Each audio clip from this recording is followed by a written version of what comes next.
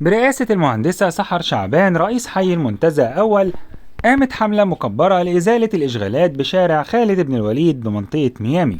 الشارع اللي معروف بزحامه الشديد نظرا لقربه من منطقة مصيفية في اسكندرية اعتاد زوار اسكندرية انهم يسكنوا فيها، ظهر بعد حملة الإشغالات زي ما حضراتكم شايفين.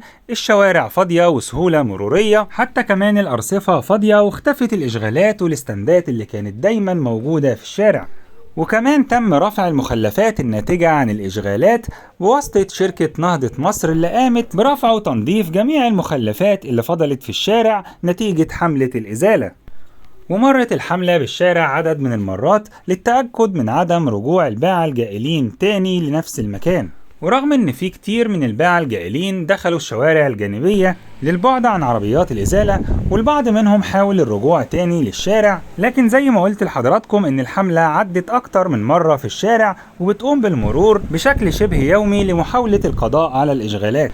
كمان كان في تواجد أمني ثابت في الشارع لضبط الأمن، ووجود رجال المرور للمحافظة على السيولة المرورية في الشارع. بنحاول نتابع مع حضراتكم كل جديد في محافظة اسكندرية. انتوا كمان تقدروا تتابعوا معانا لما تشرفونا بالاشتراك في قناتكم تركاية وحكاية، وتفعلوا زر الجرس على الكل علشان يجيلكم اشعار بكل الحلقات والاخبار والمتابعات الجديدة.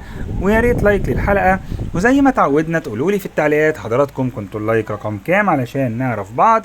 انا اخوكم مراد محمود، وشكرا ليكم.